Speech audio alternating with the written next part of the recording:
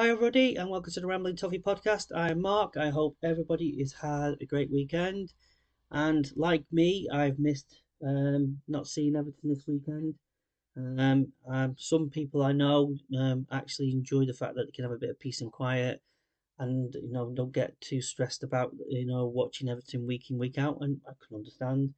Um, for me as well. I mean, sometimes I can do with a break, but I do miss them. I do miss them. Wanting to see how they perform the next week, and I just felt after the Bournemouth game that I would like to hope we can continue that form on, and play the way that they've shown in the last few weeks. I know, let's forget about the Luton game as an example, but the other games we've seen potential and we've seen going forward that the team are hopefully going in the right pathway, and hopefully with all the players all back to full fitness. As I mentioned, last week I think Dominic Calvert-Lewin coming back to his full fitness and his full peak of his powers. Hopefully, that I know he didn't score, but he, really put in a really good performance, and I think it's going to help the team going forward. And some of the good performances from Garner and Harrison and so on and so forth, and Arna and everybody else. So I'm really, really positive, but it was a bit of the momentum that I always like to talk about, momentum and confidence building, and it would have been nice to actually been able to actually take it into a game this weekend, a week after, and we've not had then a few days or a couple of weeks break. Maybe in some senses that having a break for the players may be a good thing for them, recharge and prepare themselves for the game on Saturday against Liverpool. Um, we'll see, but I do know there's a lot of fans out there, especially over the last 2 years, just want a break from everything Everton. But when you do get a result like we did, you want to keep on, you want to be able to, if it's an away game or going home game or watching it on the TV, you want to see him as quickly as possible. And, that's the way it is. But this weekend, for me personally, it would be nice to have seen Everton play, but I didn't really see the England friendly game. It didn't really put me any motivation to watch them. I know it's a friendly against Australia, but it's not important to me at this moment in time. So as we go forward, yes, we've got the Liverpool game upcoming. It's going to be a difficult game. It's going to be everything you were expecting from a derby game. I know they're playing well at the moment, as much as there've been a couple of performances where they've dropped points against Brighton and Tottenham. Um, I'm not going to mention the Tottenham game with the VAR and everything else regarding that. That's been talked about till you're blue in your face. And in all honesty, I mean, I can probably the only thing I'll say on that is yes, it was a wrong call, but I will also mention that a certain Man City game that Everton had, where we should have had a penalty. Don't hear anything about it. All we got was an apology. We didn't get the audio. We didn't get all this. So from a perspective of typically the media darlings, that's our Liverpool Football Club. They get all, get everything bent over backwards so they can, get something sorted and dealt with. And well, that's just how I feel. I would call them a few names, but I won't on here because it's family friendly, and I don't want to be kicked off. Um, but anyway, we've got the game upcoming, and I hope that we we go out there, show the commitment, put the effort in, um, you know, really, really put a shift in, and actually, try and get any kind of result. If we can come away with a draw and even a win would be absolutely fantastic. My God, am I a bit high today or something, thinking like that? But you never know. It's a derby game as well. That sometimes it goes out the window. But and as the late great Jimmy Greaves would say, it's a funny old game, isn't it? And you never know. You never know what could happen. But if they can go out there and put the effort and the shift in and the commitment and put everything into that game, you just never know. That's all you can ask for. And at the end of the day, if we lose but we played well and we come away and put the effort in to actually try and get a result of some sort in the game, I'll be happy with the fact that we've shown that commitment going forward, and it's going to help going into the next game, which will obviously be West Ham away, which will be another tough one because they are doing okay this season. So yeah, so we continue on. But today's podcast, I digress from what I wanted to talk about today, was about the stadium. And I've talked predominantly in this podcast, week in, week out, about the stadium, but it's always been a little bit regarding the investment and, spent, like MSP investing into the stadium and as a loan. So, and money going into actually get it completed because, well, we want to be in that stadium and we want it completed because for the future of the football club, but not just the future of the football club, but the regeneration of the area as well. For me, all I've been talking about is the investment. The investment. When will we have enough money to actually get it completed at this precise moment? Hopefully, it will do. I'm only going off what the club always put out there, if you believe them or not, that it's on schedule and it will be completed. So we'll see. We'll see what happens. Hopefully, well, we'll see what happens with this takeover and what 777 Partners will do if it's them. I've mentioned all along regarding them at the moment that I'm very concerned because my main worry is where's the funding coming from. Not just for the stadium, as I mentioned, but also the running of the club because it looks like, as I mentioned last week, it looks like they're paying for the day-to-day running of the football club to keep it afloat and keep it going. And also with assets going to another loan company, media funding. It so at the moment it's will it get completed? What will happen? Will 777 Partners, if it's them, will they actually afford to actually have that funding in place to allow to complete the stadium, but also keep the club running and help with the transfers and help with getting the football club in a position that they can be stronger? Because in reality, looking at the squad, and okay, it's only Bournemouth, and okay, we still have to have that consistency, and we still have to see the team grow, and hopefully we start seeing a lot more positives as from a team point of view. I would like to see further down the line more players coming in with good quality recruitment coming in, and get a team that would be pushing more for a European spot and further up the table, but also be in that position when we are in the stadium that and when it's completed that we have a good enough team to play in that stadium going forward. And that's what I hope and that's what I pray for. And I hope if it's these people, if it's 777 Partners, if it's anybody else, we'll just have to wait and see because they've got a long way to go. They've got to deal with the Premier League and the FCA, and you have to deal with going through them and making sure that everything's in place. That the funding, as I keep on mentioning, that funding is there to help not to complete the stadium, because when we complete the stadium and if everything's right and they've got the funding for it and they can tell us they've got the funding for everything and they can do what they need to do and help the club going forward, what that does is that we have a completed stadium. Yes, all the boxes have been, I think people are spending lots and lots of money on corporate and everything else regarding that, and that's ongoing at the moment. So I don't know what the figure is for that, but that's happening, and so there's money already starting to filter into the new stadium and everything about it. Of course, from my point of view, I'd like to know at some point when I'll find out where I can actually go and look, find out what seat I want to sit in, being a season ticket member and wanting to know how much it's going to cost me because I'm guessing it's going to probably increase.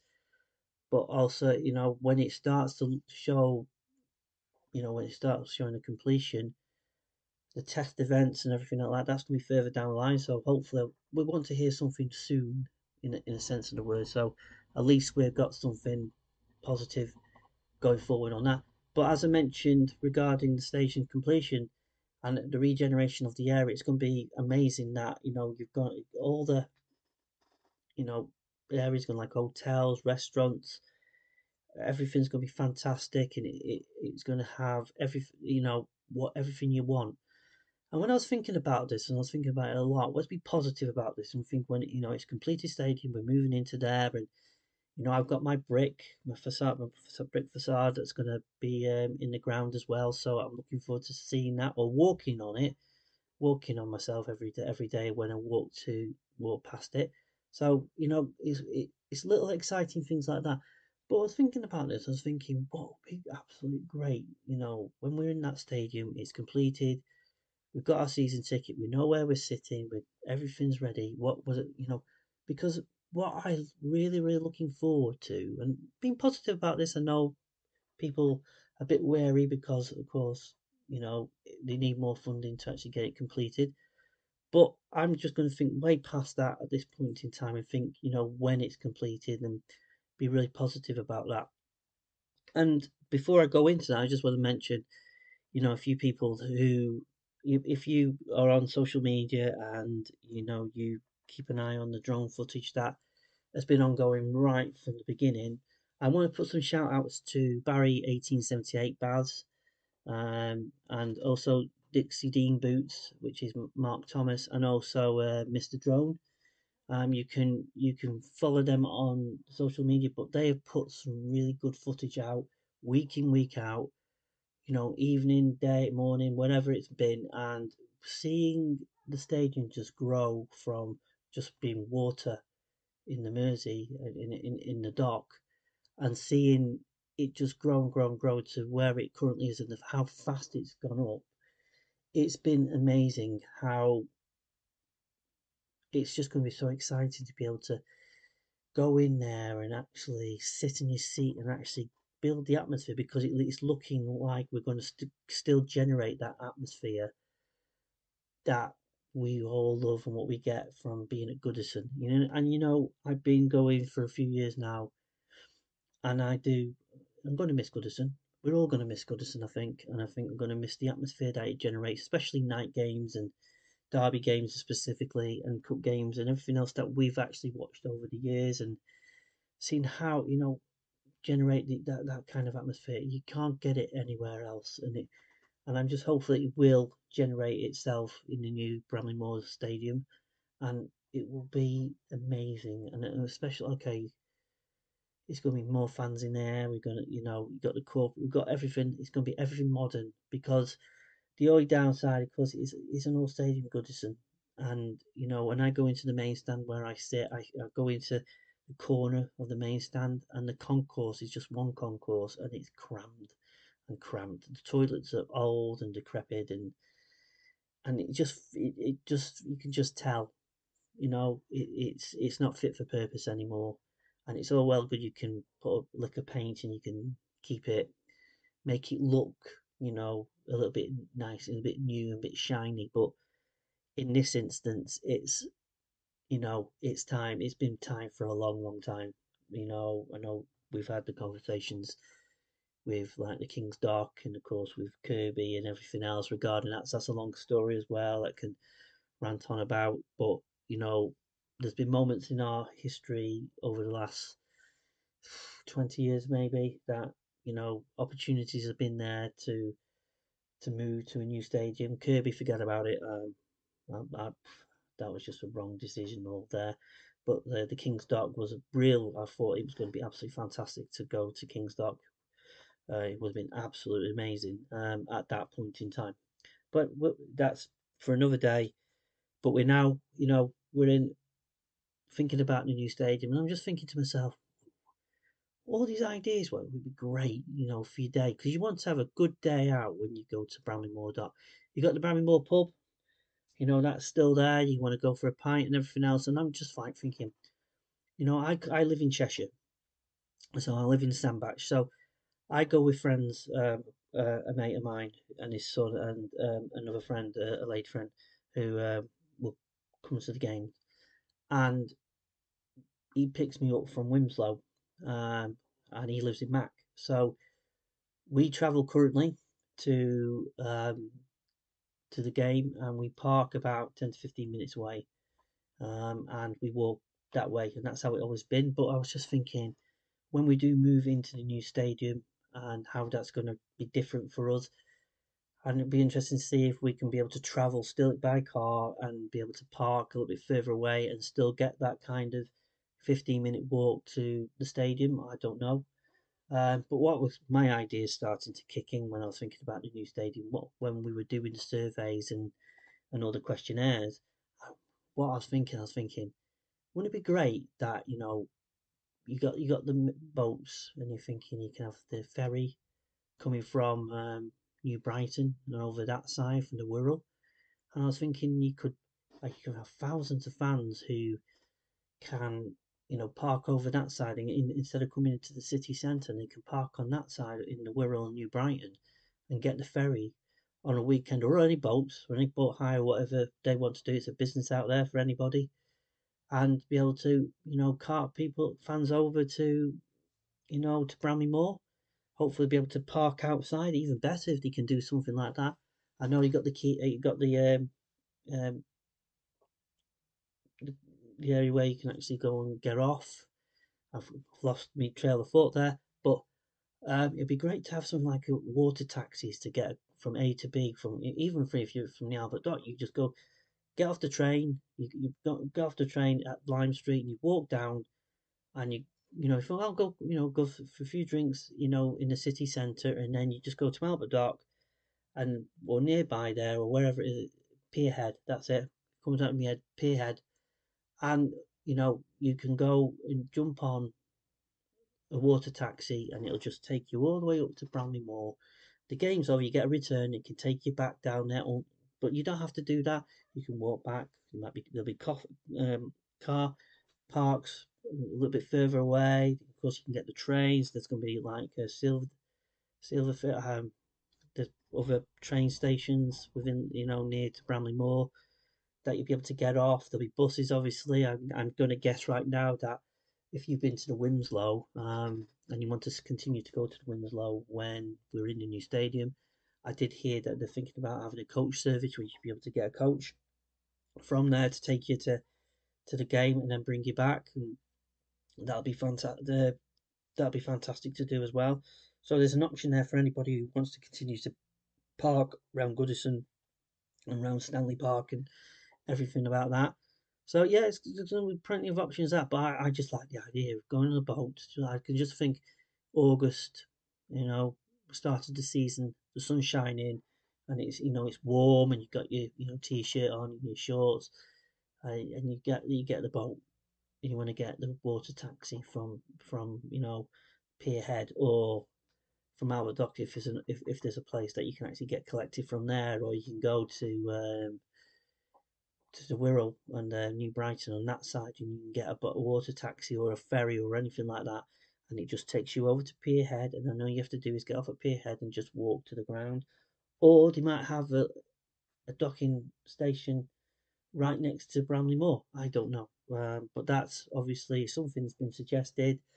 We'll have to see how that pans out as we get nearer and nearer to when we do move into the stadium. Other things is what I'm looking forward to. I think is to make a day of it. And one of the things is that what I have at the moment is, and it may continue that way because you get picked up at lunchtime. You're gonna have something to eat. You go and watch the game, and then when the game's over, you just go back to your car or wherever and you go home. And that's predominantly what I do at the moment, which is absolute fine. But I'm just thinking what everybody else's thoughts on this. But what my thinking is it'd be great that you make a day of it.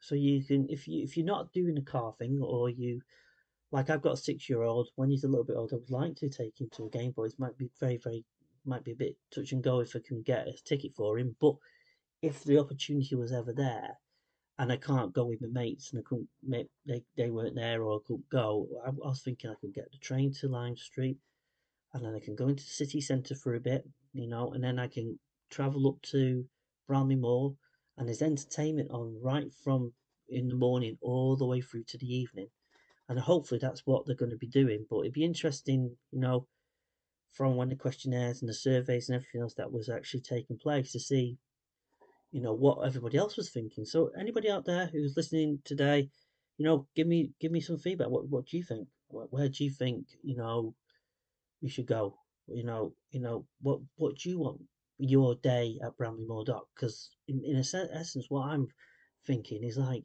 you get there, so you say in the morning, and if you just decide that right, I'll go off at Lime Street and I'm gonna go straight to Bramley Moor.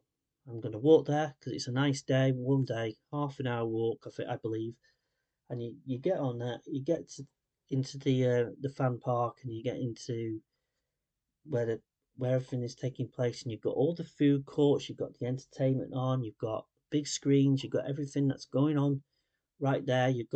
Um, you've got restaurants as well, and you've got all places where you can go for a few drinks and everything. You've got the Bramley Moore pub um, as well, so you can build up, meet up with your mates a bit earlier. You can have a right good day.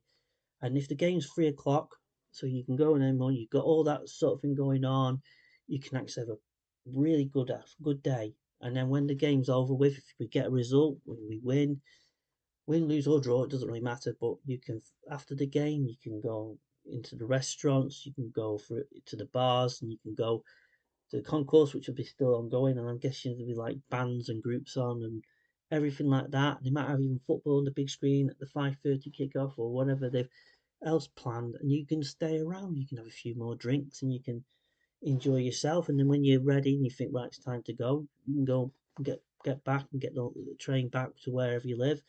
But what do you think? It'd be absolutely fantastic with your views. What you think? Would you like to see on a day to day?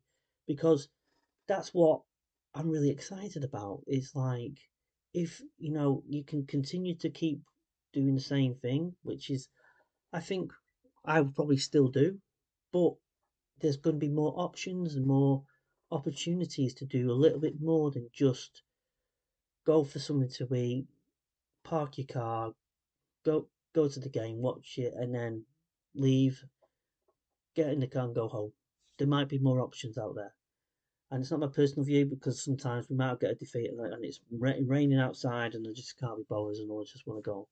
But that's anybody's opinion. But I'm going to guess that anybody with families and you got members of your family and you're meeting up with friends and everything else, you can just have a really good day. And I'm guessing probably the supporters clubs are going to have that scenario with a lot of their a lot of the supporters who go with them, they're going to have that same scenario. So it's going to be open the window and open the door, and it's going to be fantastic.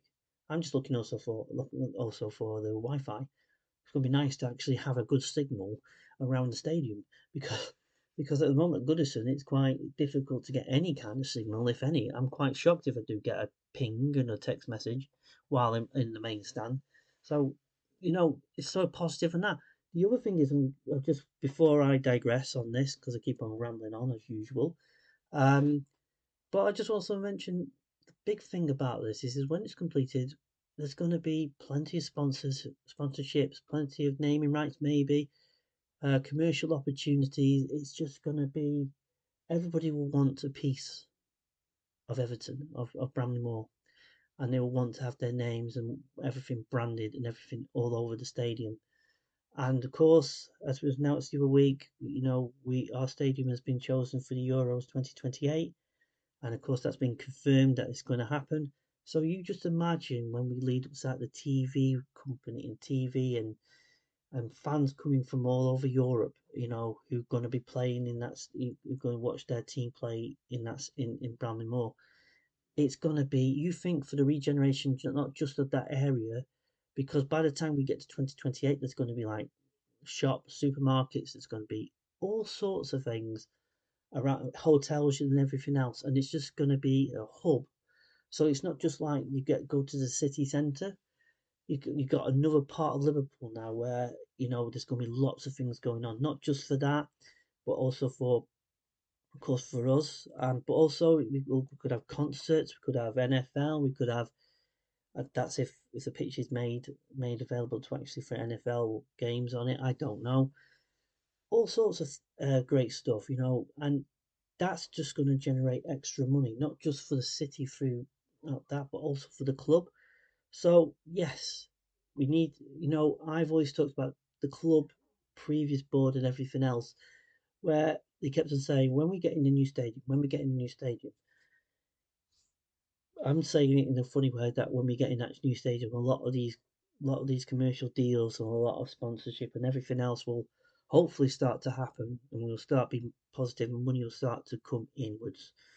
And also with the corporate boxes and everything else regarding that, and of course with everything else around it, restaurants and everything else that we can all go to, and everything else that they are doing, it's going to generate income and it's going to generate money and it's going to make, you know, help us immensely. But we just need to get this takeover right. And we just need to get the right people in, make sure that the funding and everything about the funding is there, and we can move into that stadium and we can all be happy and confident. But also, at the end of the day, we're looking forward to going in there. And but I just want to also see a very good, a good team, good Everton team that I can be proud of, that I can get behind, and I can be happy about. And we got some good players, and also for the younger generation, the younger fans who come starting to support Everton, and all they've seen is negativity and not very good teams, to be honest with you, and struggling teams. I want to see them be able to be happy and really happy and want to enjoy watching Everton play. That's the main thing. Enjoy watching us play week in, week out. Even in defeat, if we go there and we put an effort in and everything else. But we need a team to go into there. And we'll see. We'll see what happens. Because it's not going to be not that far away. Because we're in October now, and I was trying to think where the year's gone because it's gone so quick. So in essence, on that is that we'll soon be in there. We'll soon be going for them test events. We'll soon be making the decision where we're going to sit. How much are we willing to pay the increase in our season ticket and all that sort of thing. So it's going to be exciting times when we get there. We're just at this moment in time, we're in a bit of a rock and hard place. And while the team have improved a bit, and hopefully they continue to improve for this season, and we don't have the struggles that we had over the last couple of years. It's us down to this takeover and the people coming in, and are they the right people to actually help this club go forward to become the team that we all want them to become, to be the team that I say Neil Sattis needs to up to. Nothing but the best is good enough. That is the ethos of this football club, and it needs to be put in the players that play for the football club. They need to know that nothing is the best is good enough. The manager, the coaching, the recruitment, anybody, the board, right through to 7-7 partners or whoever else takes over the football club, they have to have that ethos, that logo, that slogan.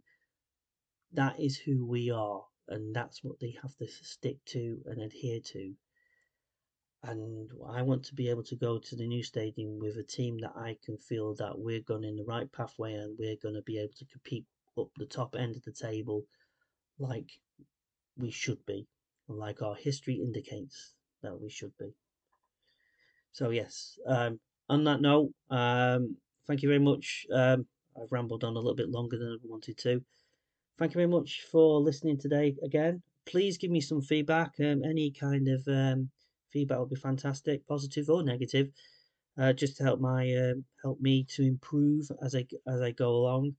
I want this podcast to get bigger and better, and I will mention that I want to add a second program, which hopefully will be more interactive, and I'll be speaking to you guys out there, to plenty of fans who want to come on the show and to talk about everything Everton. So that's what I want to do in the future.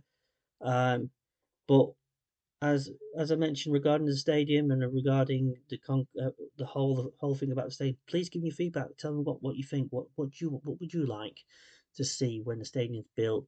Not just when you go into the ground, but what for your day. When you're there, how you want your day to go. It will be absolutely fascinating. It'll be really, really interesting.